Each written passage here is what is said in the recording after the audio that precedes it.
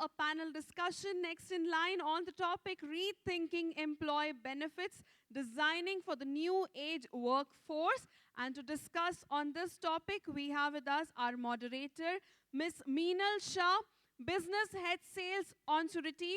Ladies and gentlemen, Ms. Meenal Shah has an experience of over a decade in the employee health and benefit space and has worked on a wide spectrum of issues, including benefit benchmarking and cost impact analysis, value-based selling by using data analytics, designing flexible benefit programs for multinationals, setting up policies for first-time buyers, designing structured portfolio solution, drafting effective benefit communication strategy, and driving client centricity. Everyone, with a very big round of applause, please welcome our moderator, Ms. Meenal Shah, on the stage.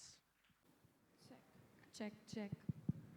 All right, a very good morning and a warm welcome to today's session on a topic that's very close to the heart and stress level of both HR professionals as well as the employees. It's so relevant that if I were to earn a rupee each time an employee sort of said that let's add that benefit to a stack, I'd probably have enough for a long sabbatical or even by a year.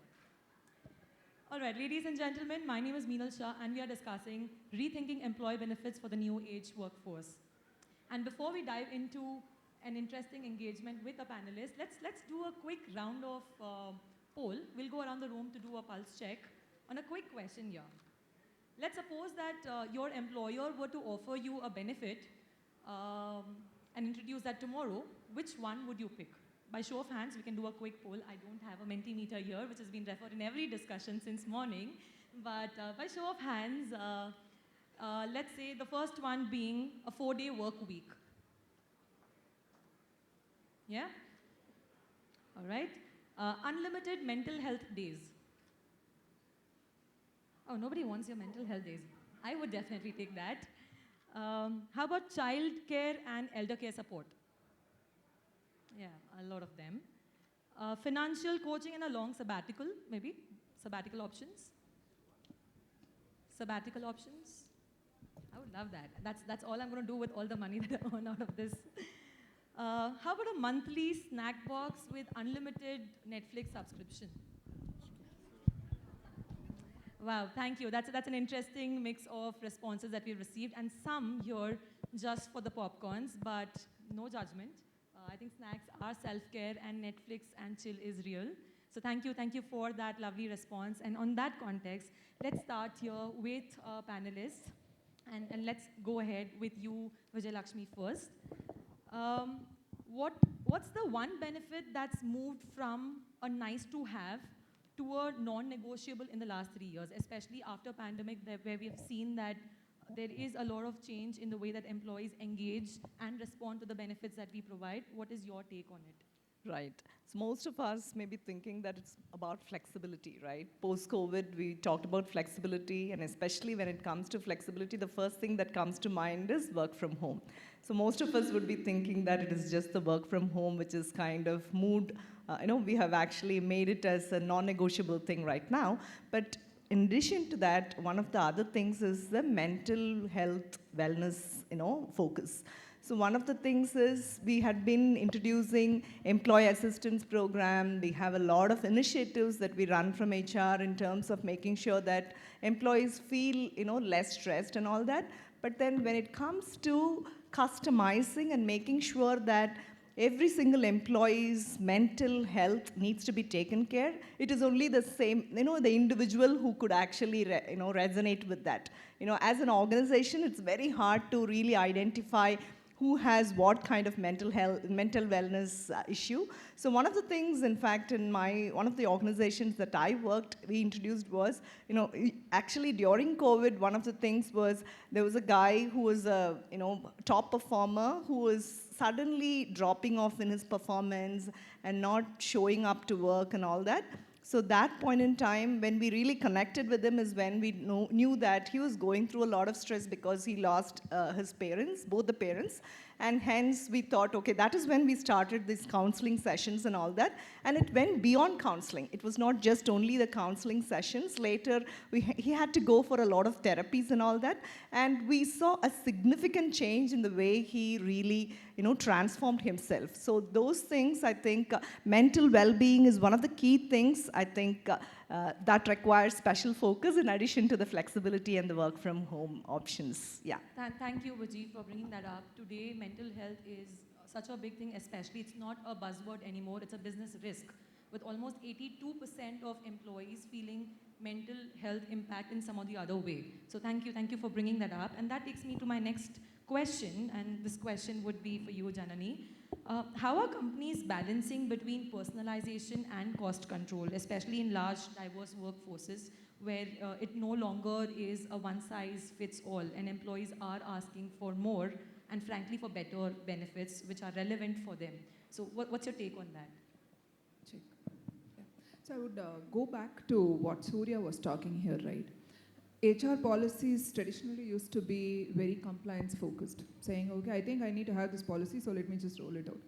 No thinking about what is our demographic within the organization. Where are people situated? What's the age group? What are their typical problems? If there is insurance or any other benefit, what is the utilization? Not all that. Okay, companies are doing it, I need to do it. It used to be that way. Thankfully, industry has also moved on, right?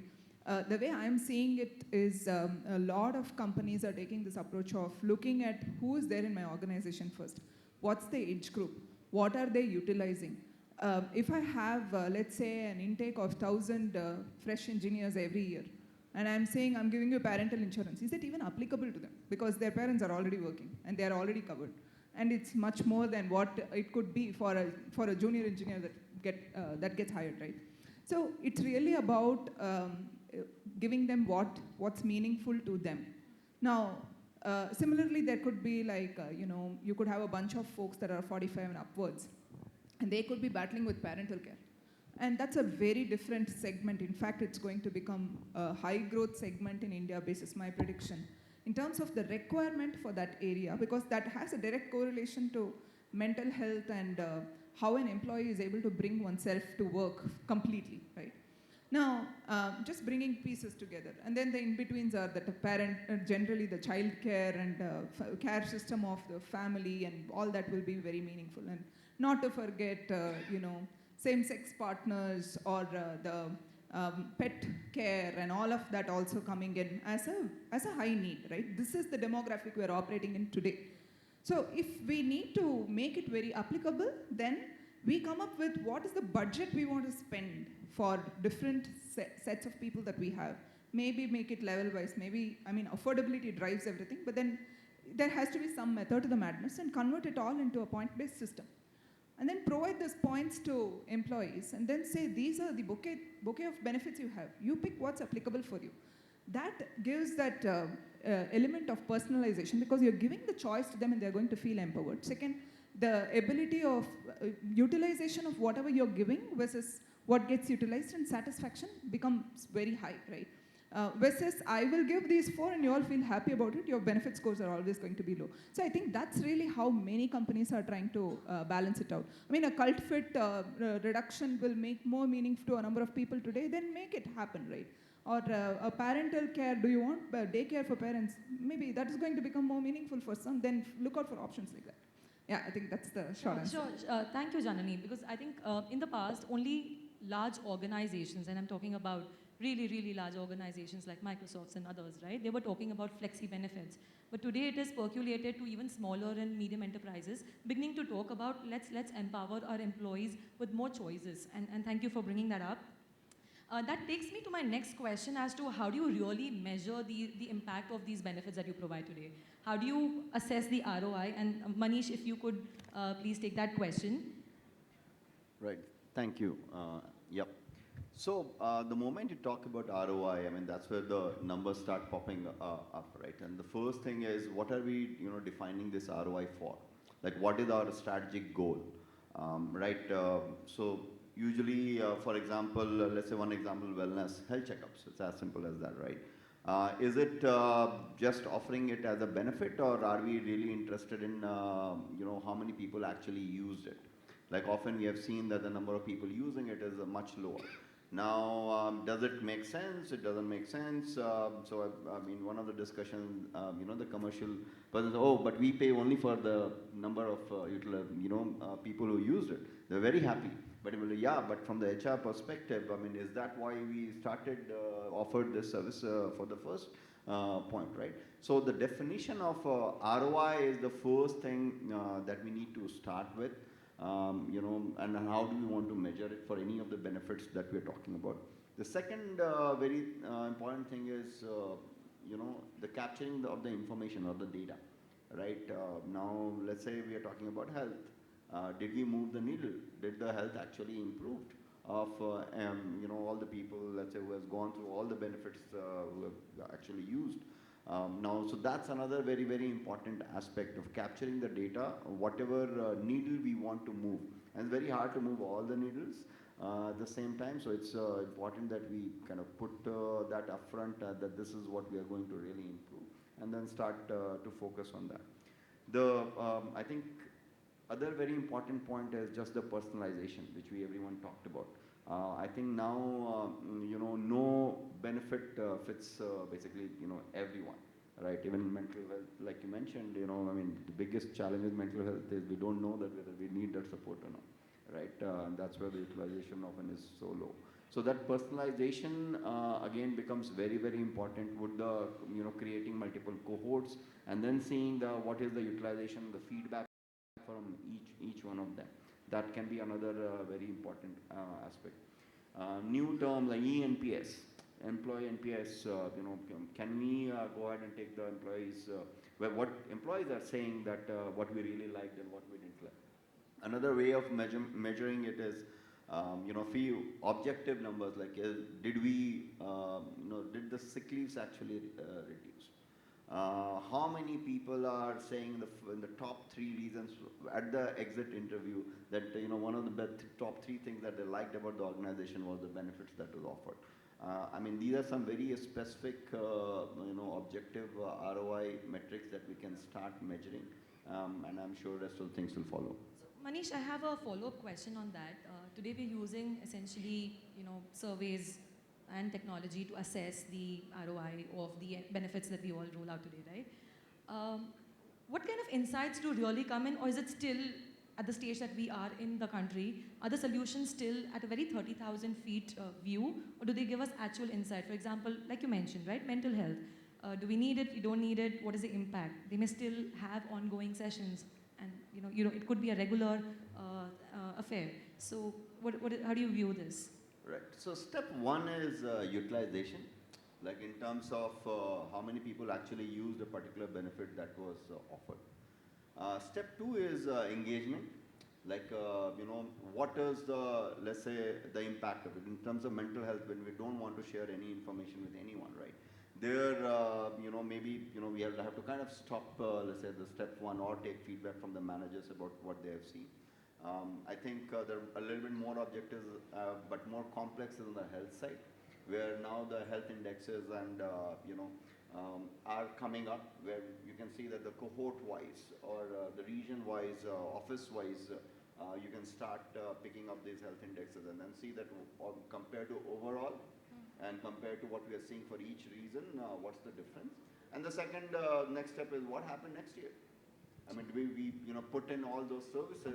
What was the impact of that? So I think, I mean, it's emerging. I mean, definitely there are ways to measure it now, and that's where I mean the question that you asked. Yeah, right. So, yeah. Taking a cue from, do you want to add? Yeah, I just want to add one thing when it comes to ROI, right? Like, it's not really ROI in terms of money, but in terms of how impact is.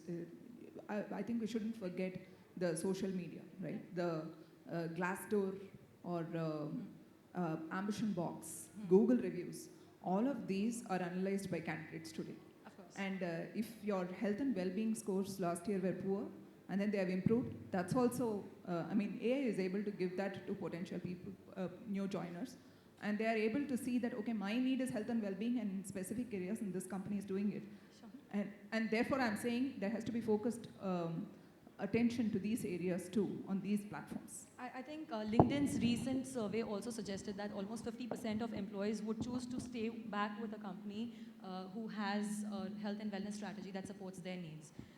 Taking the discussion forward, given that we are a sandwich generation, from Surya's presentation, that average age of the country, of the employees today is about 28, thank you, I stand corrected. So with 28, between childcare and elder care needs, if today we were to redefine a benefit structure, and this is a question, if Mr. Rao, if you could take this, if you were today formulating a brand new strategy for an organization with, let's say, about 500 odd employees, how would you sort of go about this? Right. Hello. Thank you. So when we look for a startup and the 500 employee company, the foremost important thing is ownership of the employees. So they should feel the part of the management, and then we should create certain special benefits for them to think that they are part of the growth story. And then generally ESOPs are given to only CXOs, but we should give to every contributor, irrespective of their duration or status, how much contributions they are making. So we should have a policy to allocate relevant stock options. If stock options are not possible, then at least we should have a retention bonus policy where every year of service they should get credit of certain amount, and then they can withdraw after 2 years that amount.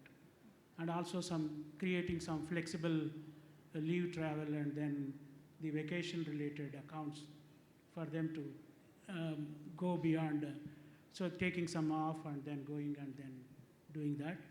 And then even the Provident Fund can be customized where some employees want to reduce their contribution, like if they want to restrict to 1800 and they want the employer contribution to go to their part of their cash pay, we should have that flexible policy. And some employees they want to contribute more to the PF, those increase the savings, and then we should add that also. So our Provident Fund also should be flexible. And then healthcare insurance, 10 lakhs is the minimum now for family floater. If anybody is less than 10 lakhs, they should go for 10 lakhs, and even 20 lakhs is good. And then we should have a policy of adding parents, because parents, generally companies do not encourage because of the more claims there. It costs more to the company. But as a startup, maybe initially we cannot do, but eventually we should go for that. And even if spouse is not working, maybe spouse parents also should be included into this policy, because that is additional benefit we can offer to these people. And gratuity, when you are a startup, you don't have profits or other things. People are worried about their gratuity. Your gratuity should be credited to the fund, outside, third-party managed fund, so that even your company is not doing well, they will get their money even after the 5 years of service. And also the life insurance and accident insurance also should be there to every employee. Maybe it should be 10 lakhs to 20 lakhs. Maybe we don't know when it will happen, but it costs very less to the company. But if it happens, a risk incident happens, the employee can get more money. And another thing is losing of jobs. Okay, we are all talking about hiring, but when we are firing, we should be having humanity and empathy on the people. And even we should maintain bench period, where they'll be on the payroll, but still they will get company should provide them additional courses and the counseling, because when we are startup and then we don't know restructuring, people may lose jobs, but we should be showing that human approach there, and then place them properly into new jobs. And we should take care of that, because they come from other companies by trusting us. Yeah. We should place them properly, we should exit them properly, and then see that they get good job outside or inside. And so if we take care of all these things, startups will become very successful if these benefits are offered. Moreover, you should give a lot of ownership to the people. Everybody should feel like a founder, owner, and then they should feel responsible that my client should be happy, yeah. My business should be delivering excellent results. If you design that structure, showing that all these benefits are rooted to finally resulting in ownership. That is a successful benefit plan we can design. Thank you, Mr. Rao. I'm sure your employees must be extremely happy with the forward-looking thought process that you have with regards to the benefits.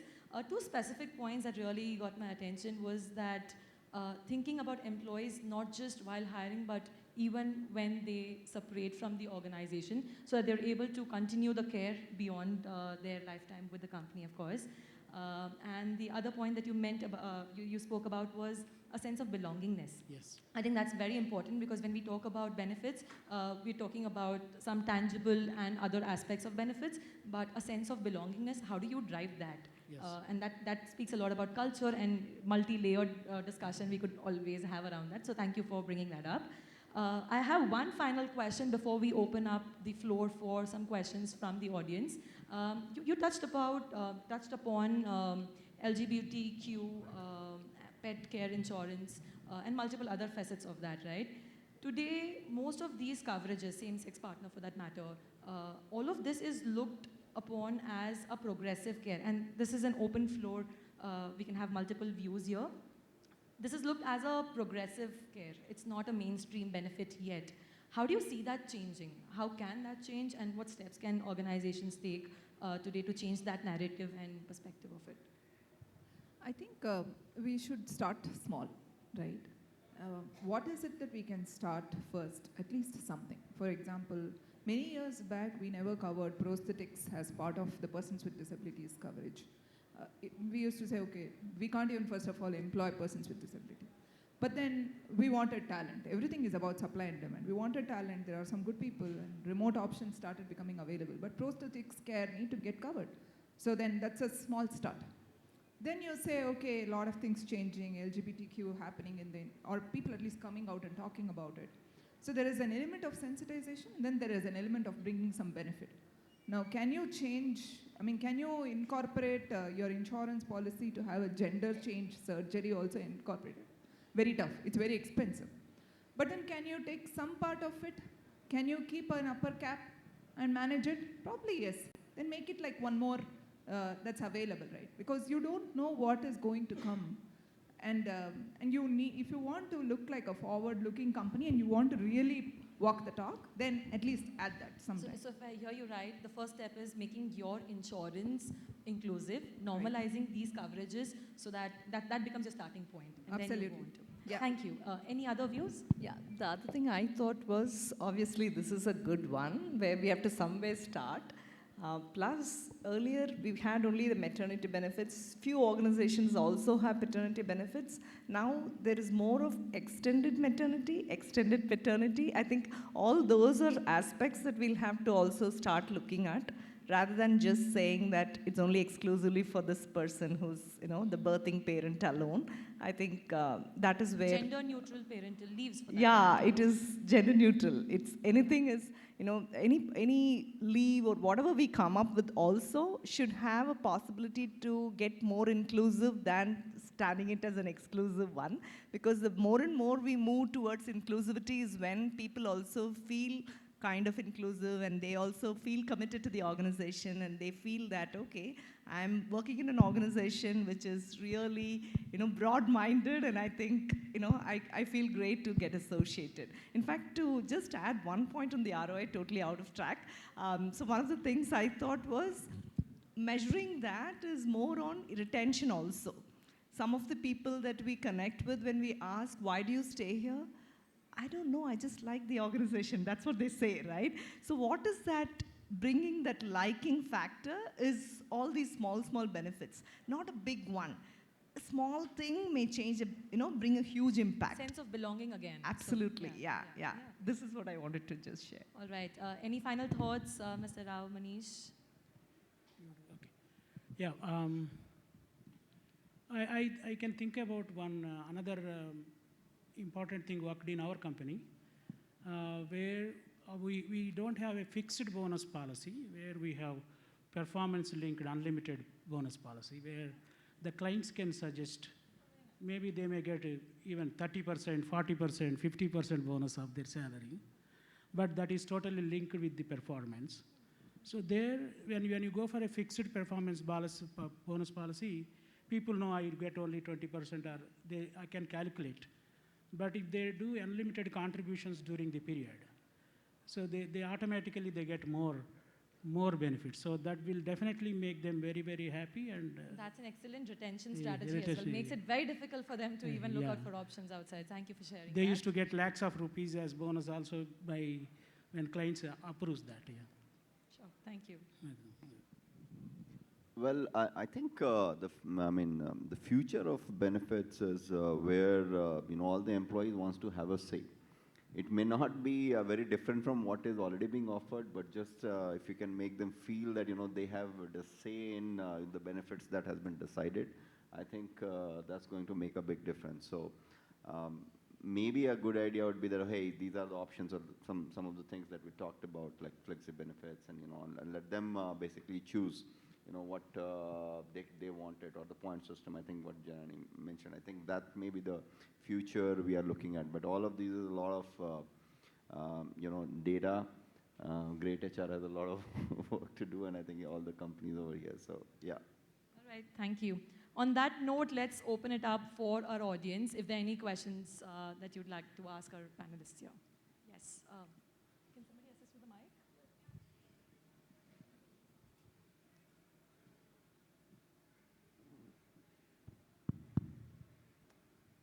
Thank you. We all know that we moved from conventional benefit to reward, right? I would like to understand from your experience, what do you see the most impactful reward that employees are looking forward to? Who do you want this question to be answered from?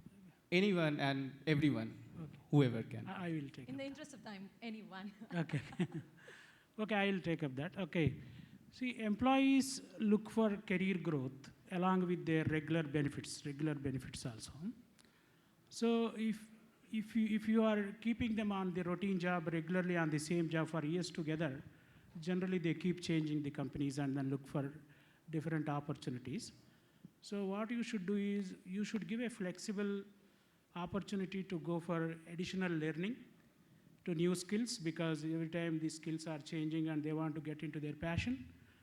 But generally what companies do is they will also take up one bond. Bond should not be there because if they should be allowed to go to any kind of course and no bond, and the performing employee should get this reward of taking up any new courses. That will definitely help people grow in other companies as well as same company, and they will like it. All right, so we have time for one last question. So if anybody would like to take that. Yes, please.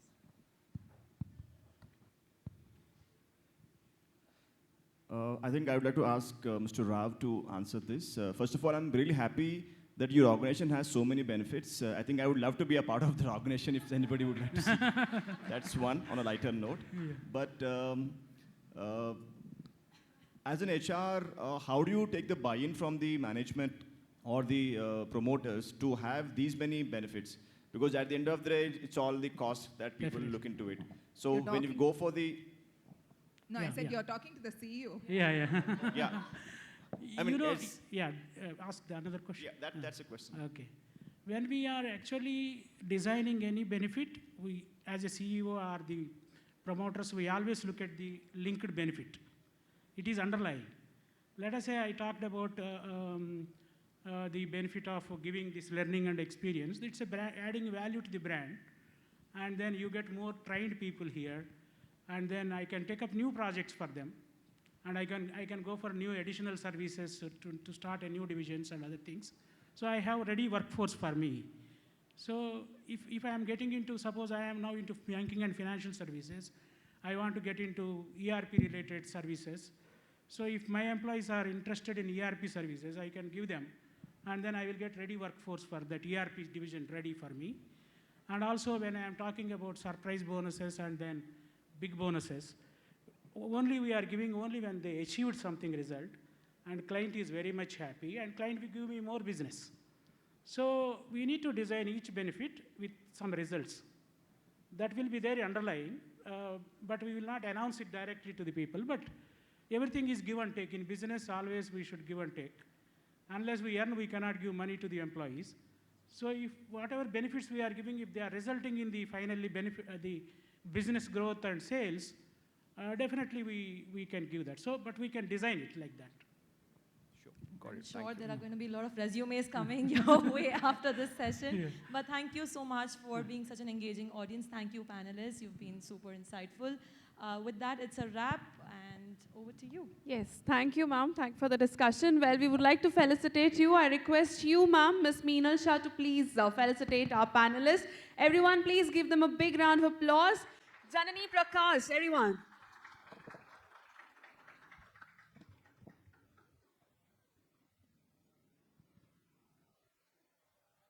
And next, Mr. Prabhakar Rao Kotapati. Everyone, please give him a big round of applause.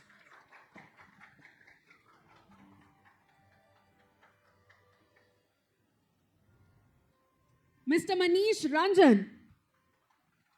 Please keep applauding louder, everyone.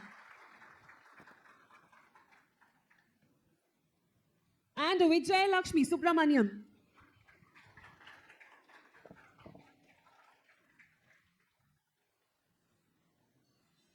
Requesting all of you to please pose for a group picture together.